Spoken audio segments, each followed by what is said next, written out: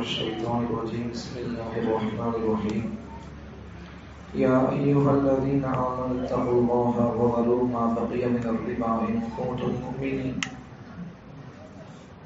فإن لم تفعلوا فأذنوا بحرب من الله ورسوله وإن تبتم فلكم رؤوس أموالكم لا تظلمون ولا تظلمون.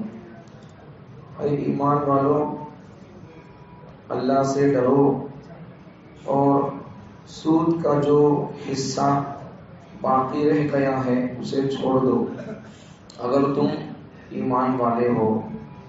اگر تم ایسا نہیں کرو گے تو پھر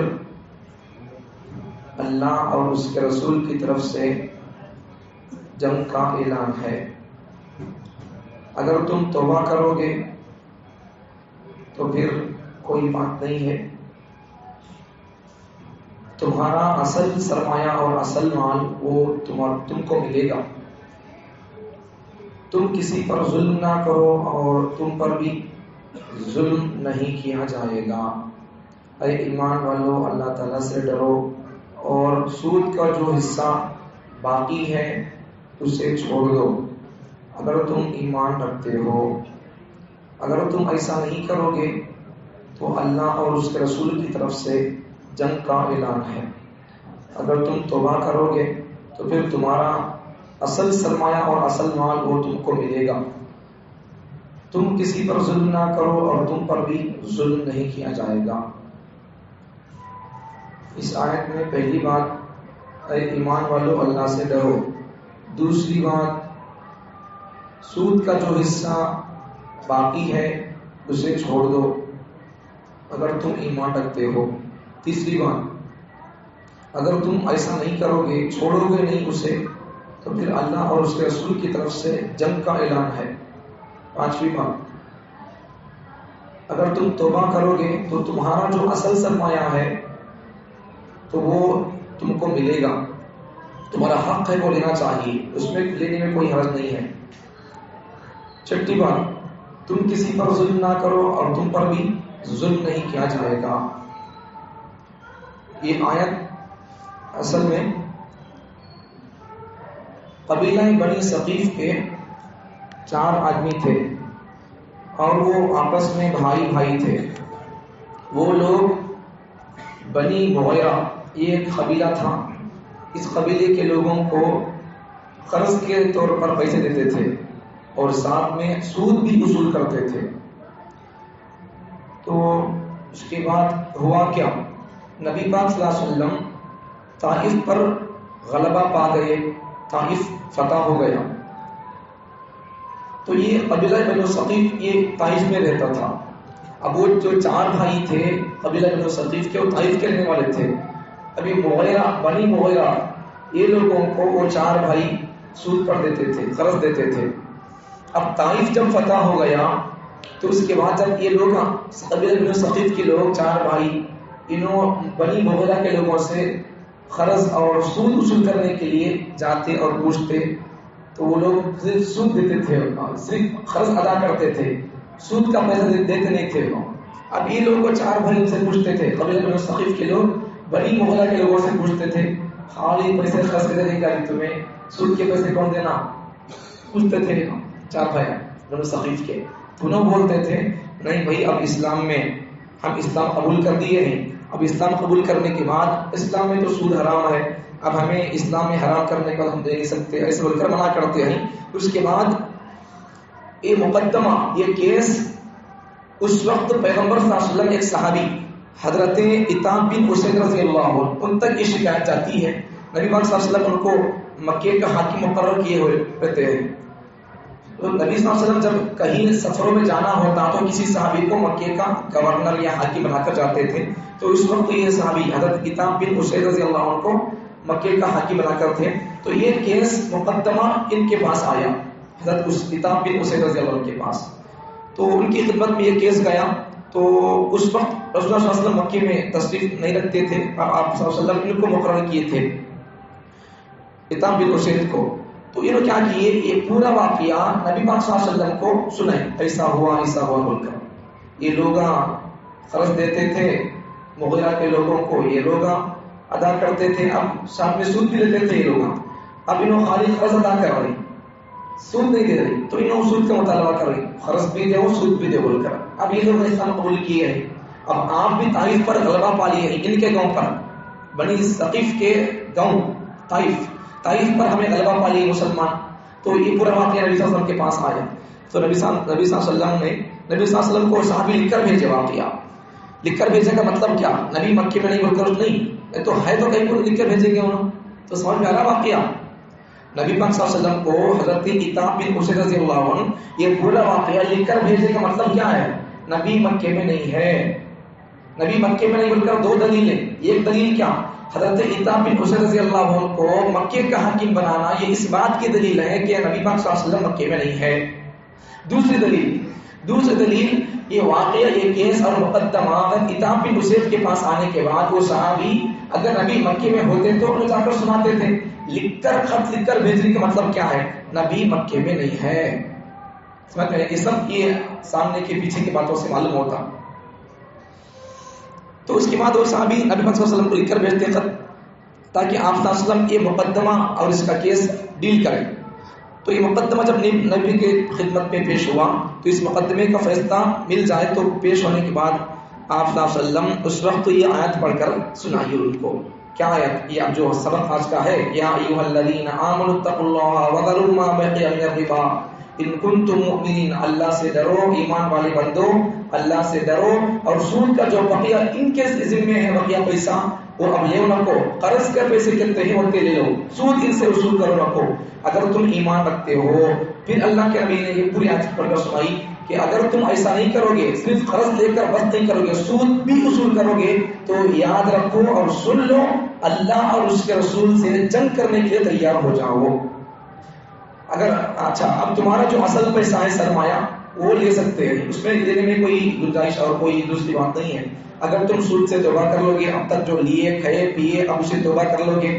کوئی بات نہیں ہے، اصل جو سرمایہ ہے تم کو ملنے کا وہ مل کر تم کو رہے گا، تو جب یہ آیت نبی صلی اللہ علیہ وسلم پڑھ کر سنائے تو اس کے بعد میں وہ لوگ بھی یہ قبیلہ بنو ثقیف کے لوگ، طائف کے لوگ، انہوں بھی سود لینے سے، یہ وارننگ اللہ کی تھی نہیں، اللہ اور اس کا رسول تم سے جنگ کریں گے سود دینے پر، تو یہ بھی آیت سننا تھا، اور انہوں بولنے لگے ہمارے پاس کہاں طاقت ہے کہ اللہ سے جنگ کرنے کی، یہ سوچ کر انہوں سود دینے سے چھوڑ کر اس حکم سے الگ ہو گئے، تو ہمارے لیے بھی سبق کیا ہے، ہمارے لیے سبق یہی ہے کہ ہمیں سود کے معاملے میں ڈوبنا نہیں، 80 سے 90% لوگوں کا گزارا سود کے مال سے ہو رہا ہے، سود عام ہو گیا، اور سود کو عام کرنے کے لیے اصل میں یہ بینکنگ کا اور دوسرے فون میں بھی جتنے ایپس ہیں یہ سارے کے سارے ان کا نظام سسٹم، اس کے سسٹمرز پورے یہودی عیسائی لوگ ہیں، سو اب ان کی چال اور ان کا پلان کیا ہے، پورے مسلمانوں کو کسی بھی طرح ان کو سود میں ڈبو دو، کسی بھی طرح، اب ان کی پلان چھاوے میں جہاں بینک اکاؤنٹ کھولنا یا کسی اور طریقے سے سب نہیں، بہت سارے لمبے چوڑے مسائل ہے، اپنے وقت کے مفتیان کرام سے، علماء کرام سے، فیملی عالم سے ایک مسئلہ پوچھ کر اکاؤنٹ کھول سکتے نہیں کھول سکتے، کھولنے کے بعد پیسے چڑھتے پڑتے کرتے رہتے ہیں، تو اسے کیا کرنا چاہیے، یہ ساری چیزیں علماء اور مفتیان کرام سے جو شریعت کے ماہر ہیں، دور حاضر کے مسائل سے واقف ہیں، ان سے آپ پوچھ کر اپنے مسائل کا حل کریں تو پھر سود سے بچ سکتے ہیں، ورنہ کیا زور چھوڑ بھائی کون بچ سکتا، آج بول کر بولیں گے تو پھر سود میں ڈوبے ہوئے لوگوں کی نمازیں سر سے ایک پالش اوپر نہیں جائیں گی، روزے گیزے تراویاں سب بیکار ہو جائیں گے، سود کھائیں تو پھر کیا ہو جائے گا، اللہ کہیں بات قبول کریں گے نہیں کریں گے، تو اس لیے اس سے بچ کر رہنا چاہیے، تو آج کے سبق سے پہلی بات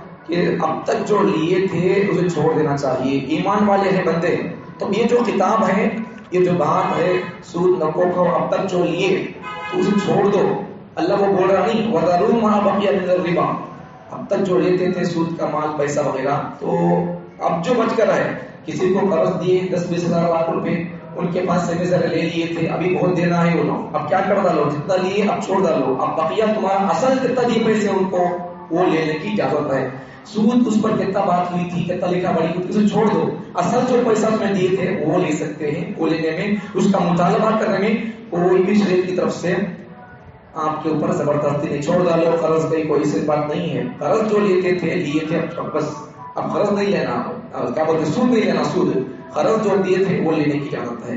تو اللہ فرماتے ہیں یہاں پر تمہیں اگر مومن بنتے ہیں، نمازوں کو آتے ہیں، اللہ پر بھروسہ رکھتے ہیں، ٹوپیاں پہنتے ہیں، کبھی کبھی ہی کیوں نہ ہو، کبھی کبھی پہنتے ہو، رمضانی مسلمان کیوں نہ ہو، لیکن ٹوپی پہنتے ہو، اللہ پر بھروسہ رکھتے ہو، تو پھر یہ چھوڑ دو. اللہ بول رہا سو اس کی کتاب پڑھ رہا ہوں، سو اس کی کتاب کا ترجمہ کر رہا ہوں. سمجھ آئی بات؟ تو اس لیے چھوڑ دینا چاہیے. پرسوں ایک مولانا آئے تھے، انہیں بتانے لگے مسجدوں کا حال اتنا غلیظ کر دیا ہم نے، اتنا بدتر کر دیا، مسجدوں کے اندر ممبر مصلی آزاد نہیں. آج یہ قیامت کی علامت ہے، یاد رکھو، قیامت کی علامت نہیں ہے ممبر مصلیوں کو آزاد نہ رکھنا، ممبر مصلیوں پر کھڑنے والے نبی کے وارثوں پر راج کرنا. ہمیں جو بولتے ہوئے بولا جی تمہیں، یہ قیامت کی علامت ہے. مسجدوں کے اندر نمازیں ہوتے ہوئے، مسجدوں کے اندر تلاوت ہوتے ہوئے، مسجدوں کے اندر افطار کرتے ہوئے، مسجدوں کے اندر سحری کے نظام ہوتے ہوئے، مسجدوں کے اندر دین کا کام ہوتا ہوا بھی اگر ممبر مصلی آزاد نہیں ہے تو پھر سمجھو کہ قیامت کی بہت بڑی علامت ہے. کیا مطلب ہے؟ ممبر مسجد میں سود پر نہیں بولنا کرتے، اب کس کے بارے میں بولنا؟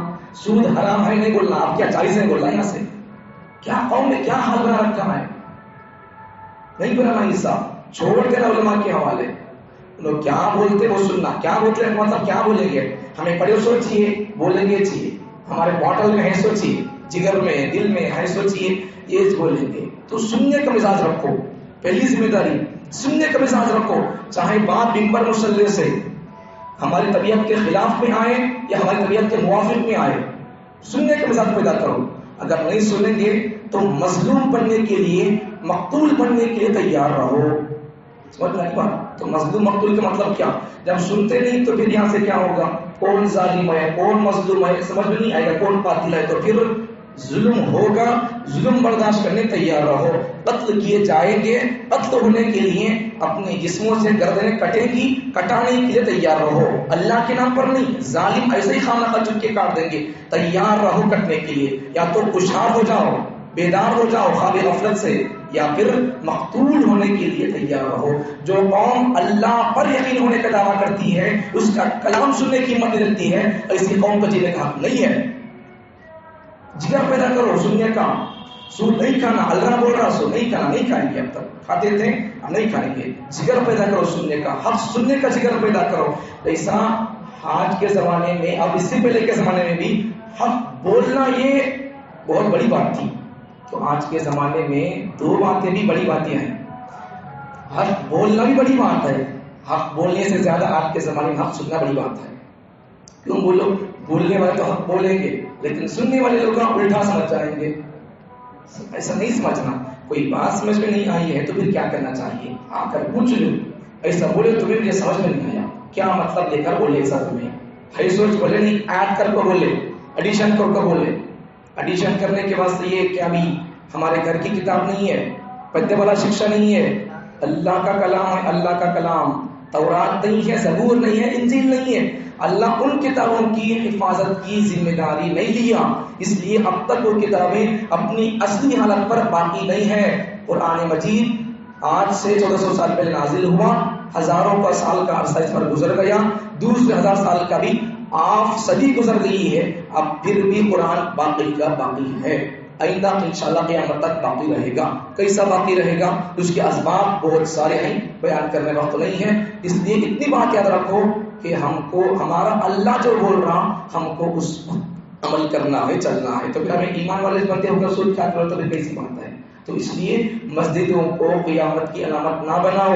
ممبر مصلی کو آزاد چھوڑ دو، علماء کے حوالے کر دو. وہ جو بولیں گے قرآن حدیث کی روشنی میں آپ سننے کا مزاج پیدا کریں. پہلی ذمہ داری آپ کے سبق سے کہ اللہ رسول کے، اللہ اور نبی کے طرف سے منتخب کیے ہوئے بندے، تم میں سے وہ کچھ بندے وہ ہوتے ہیں جو خواص میں سے ہوتے ہیں، قرآن کو یاد کیے ہوئے ہوتے ہیں، اس کے معنی مطالب کو سمجھے ہوئے ہوتے ہیں. اب آپ اسے بعض لوگ سے پڑھ سکتے ہیں لیکن اسے سمجھ نہیں سکتے. اب سمجھنے والے سمجھانے والے ہونا نہیں تو آپ کو سمجھانے والے لوگ ہیں. جب منبر مصلی سے اللہ کے کلام کو سمجھانے اور اللہ کی میسج کو لوگوں تک پہنچانے کا کام کرتے ہوں تو اس وقت میں عوام کو، پبلک کو، کمیٹیوں کو، صدور کو، سیکرٹریوں کو، جنرلوں کو، کرنلوں کو، سب کو چاہیے کہ وہ منبر مصلی کو آزاد چھوڑیں، ورنہ پھر یہ مسجدیں رہ کر بھی قیامت کی علامت بن جائے گی اور ان سے ہدایت کا کام نہیں ہوگا.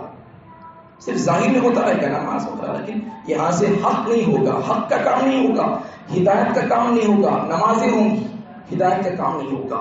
مسجدوں سے اگر ہدایت کا کام ہونا ہے تو پہلی ذمہ داری منبر مصلی کو آزاد چھوڑے، علماء کے حوالے کر دے. ورنہ پھر اگر منبر مصلی آزاد نہیں ہوا تو پھر سمجھو کہ ہماری مسجدیں قیامت کی علامت بن گئی ہیں. اب مسجدوں سے ہدایت پھیلنے اور ہدایت کی روشنی دنیا میں آنے کا اب ذریعہ نہیں رہا مسجدوں سے. تب چونکہ مسجد نام کے رہ گئے، روشن ہو گئے خالی بس.